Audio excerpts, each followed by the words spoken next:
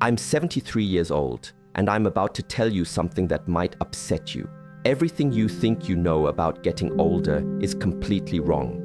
What's even worse is that the people who should be sharing this truth with you, your parents, your teachers, even society as a whole, are either misinforming you or they simply don't know themselves.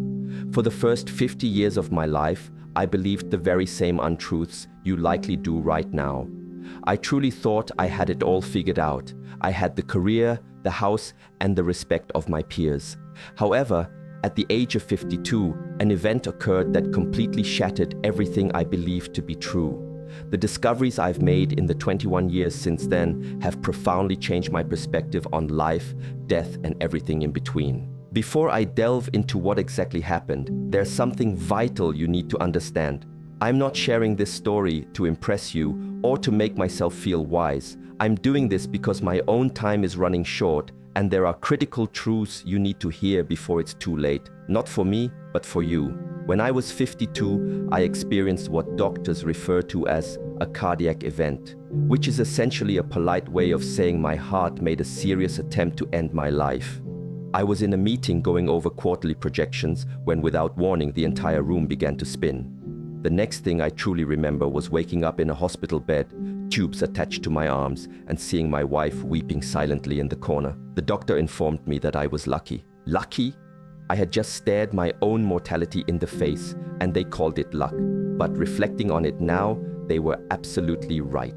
Lying in that hospital bed with nothing else to do but think, a terrifying realization washed over me.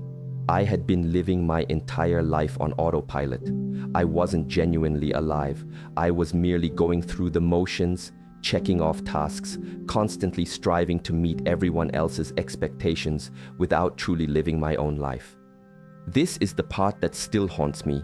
If I had died that day, if my heart had stopped forever, what legacy would I have left behind? A comfortable house, a respectable retirement account, a list of professional achievements that no one would recall within 5 years? That thought alone forces me to confront the biggest lie many of us tell ourselves every single day. I have time. We promise ourselves, I'll do that later. Or, when I'm older, I'll finally start living the life I truly desire. I observe people in their 20s, 30s, and even 40s repeating the same dangerous refrain. When I earn more money, then I'll find happiness. After I get that promotion, then I'll finally relax. Once the kids are grown, then I'll travel the world. When I retire, then I'll pursue what I truly love. Let me spare you 50 years of profound regret with one unvarnished truth. That day never arrives. You know why? Because the goalposts relentlessly keep moving. You achieve one promotion and suddenly you're fixated on the next. You make more money and then you suddenly need even more. You're trapped in a perpetual cycle, constantly chasing something that remains just out of reach. Before you realize it, you find yourself at 70 years old, looking back and wondering where your entire life vanished. I fell into this trap myself. I spent 30 years diligently climbing a ladder only to reach the top and discover, with devastating clarity, that it was leaning against the completely wrong wall. And there's no way to climb back down and start over. Time simply doesn't work like that. Here's another inconvenient truth nobody bothers to tell you when you're young. Success is a terrible goal to pursue. I say this as someone who meticulously achieved every goal I ever set out for. I became a partner at my law firm, I bought the ideal house, and I commanded the respect of all my colleagues. But you know what? In the grand scheme of things, none of it truly mattered. When you achieve a goal, you feel a brief surge of elation, perhaps for 48 hours if you're lucky. Then that feeling dissipates, and you return to your emotional baseline, immediately needing a new goal, a grander achievement, or more external validation. It's a relentless hamster wheel, and many people spend their entire lives spinning on it. I had a close friend who passed away 3 years ago at the age of 68. He had worked 70-hour weeks his entire life, painstakingly building a multi-million-dollar business, yet he never once took a proper vacation. He consistently told everyone and himself that he would finally slow down next year. But next year arrived with a stroke that ultimately took his life. At his funeral, his son spoke heartbreakingly, saying, "My father was undeniably a successful man, but I barely knew him." Is that the kind of legacy you aspire to leave behind? Your deepest regrets won't stem from the things you did wrong in life. They will come from the things you didn't do at all. I certainly don't lie awake at night dwelling on failed business deals. Those truly don't matter in the grand scheme. What actually keeps me awake are things like the trip to Japan I never took because I was perpetually too busy, or the relationship with my brother that I allowed to deteriorate over time. It's the book I always dreamed of writing but never started, and all the precious time I didn't spend with my children because I was constantly working late. These are the kinds of regrets that truly consume you. The missed opportunities, the paths not explored, the love you held back instead of expressing, the risks you were too afraid to take, the people you cherish, your parents, your siblings, your dearest friends. You operate under the illusion that you have limitless time with them. You don't. One day, that precious time will simply run out. My own father passed away when I was 45. We had a complicated relationship, and I always found myself too busy to truly invest the effort into improving it. I repeatedly convinced myself that we'd have ample time to talk when my life was less demanding. That chance never came. A sudden heart attack took him within hours. And my single biggest regret? All those Sundays I neglected to call him. All the evenings I was too exhausted to drive over for dinner. All those countless, irreplaceable little moments I let slip away, thinking there would always be more. There simply won't always be more time, and that's a truth I learned the hard way. Following my heart attack, I initiated significant changes in my life. I deliberately scaled back from work, began to unapologetically say no to anything that didn't truly matter, and started saying a resounding yes to all the experiences I had deferred for decades. Over these past 21 years, I've gained more profound insights into life than I accumulated during the entire 52 years that preceded them. What truly matters is surprisingly, even embarrassingly, simple. It's the quality time spent with the people you love, engaging in work that brings you a sense of meaning, experiencing life rather than merely accumulating possessions, actively creating cherished memories, and being fully present in each moment.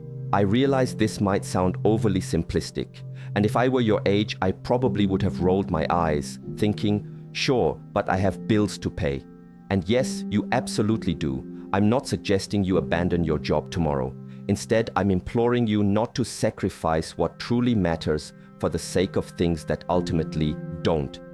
Here's a powerful question I urge you to ask yourself, and please answer it with absolute honesty. If you were to die tomorrow, would you feel satisfied with the life you have lived thus far? Not would people be impressed by your eulogy, or did you achieve enough, but simply, would you be satisfied? If your honest answer is no, then what precisely are you waiting for? What are you doing with your finite time that is so supremely important, you are willing to gamble your single precious life on it? Now, at 73, I've been incredibly fortunate to maintain good health since that pivotal heart attack. However, every single morning, I awaken with the profound awareness that I am living on borrowed time. The truth is, we all are, but most young people haven't truly grasped this yet. They often believe they are invincible, that they have an infinite amount of time ahead of them. You don't. I have 3 wonderful grandchildren, and when I observe them, I see the identical patterns prevalent in many young individuals today. They are burdened by stress, plagued by anxiety, and tirelessly chasing after things that ultimately will never bring them lasting happiness. They are inadvertently making the same mistakes I once did. I strive to communicate this wisdom to them, to share what I've learned, but often they don't truly listen. It's not because they are unwilling or defiant. It's simply because, in their current storm of life, they are unable to see the broader patterns. They perceive their own circumstances as utterly unique, believing that old rules somehow don't apply to them. That's precisely why I'm making this video. My hope is that perhaps, just perhaps, if this message reaches enough ears, someone somewhere will actually pay attention. Someone will choose a different path, make wiser decisions, and ultimately avoid the profound regrets that continue to haunt people like me day after relentless day. Every passing moment brings you closer to death. It's a somber thought that no one enjoys contemplating, but it's an unavoidable truth. You do not possess unlimited time, and neither do the cherished people in your life. Your parents, if they are still with you, are growing older with each passing day. One day, likely much sooner than you anticipate, they will no longer be here. Your friends, your spouse, your children. None of these invaluable relationships are guaranteed to last forever. So, with this stark reality in mind, what are you truly going to do? Will you continue to defer that important phone call? Keep postponing that dream trip? Will you keep reassuring yourself that you'll make time later? Or will you awaken today and begin living with the urgent awareness that your time is profoundly limited? Because it absolutely is. If I had the chance to go back in time and speak directly to my 30-year-old self, here's the straightforward advice I would impart. First, stop trying so desperately to impress people who, in the long run, truly do not matter. Stop sacrificing your invaluable health on the altar of your career. Stop postponing joy, perpetually waiting for some day to arrive. And most importantly, stop waiting for someone else's permission to wholeheartedly live the life you intrinsically desire for yourself. Instead, start actively calling your parents more often. Start embarking on those dream trips you've always fantasized about. Start confronting your fears and doing the things that genuinely scare you. Begin to firmly say no to obligations that only serve to drain your energy and spirit. Start enthusiastically saying yes to experiences that genuinely fulfill you. And critically, start now. Not next year, not after this particular project is finished, not when you have an elusive more money or more time or more whatever. Start right this very moment, because I can absolutely promise you the perfect time will never magically appear. Life will inevitably remain messy, complicated, and perpetually abundant with reasons to wait. However, if you choose to wait, you will inevitably awaken one day to the stark realization that you simply waited your entire life away. I am 73 years old now. If I am truly lucky, perhaps I have another 10 or 15 years ahead of me. 20 if I am truly blessed. Most likely, it will be even less. And I am genuinely at peace with that prospect, because these last 21 years have been, without question, the richest of my entire existence. This newfound richness isn't due to any increase in wealth, but rather because I finally began to live with profound intention, appreciating each new day and rigorously prioritizing what truly matters. During this period, I've traveled to all the places I always dreamed of seeing. I've significantly deepened my relationships with my children and grandchildren, pursued hobbies I had perpetually put aside, found the strength to forgive people against whom I once held bitter grudges, and spoken the words "I love you" countless times.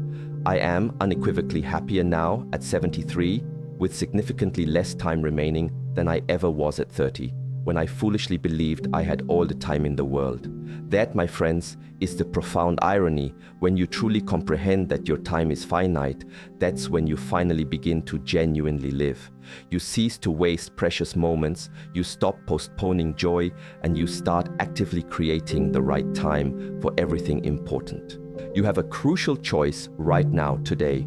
You can either continue living precisely as you are, perpetually chasing a fleeting idea of success, endlessly postponing your happiness, and constantly assuring yourself that you'll make time later. Or you can wake up. You can recognize that time is escaping far more rapidly than you can imagine, and that the life you are eagerly waiting to live needs to commence immediately. I cannot make this profound choice for you. However, I can implore you not to find yourself at 73 years old, gazing backward with deep regret, wishing you had made vastly different decisions. Do not squander 52 years of your life before arriving at this fundamental understanding. Instead, learn from my mistakes, choose to live intentionally, prioritize what genuinely matters to your soul. Stop waiting for someday.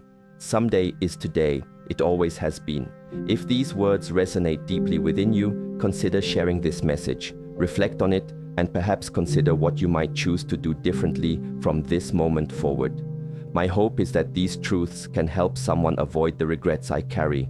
The clock is relentlessly ticking for all of us. What are you going to do with the precious time you have?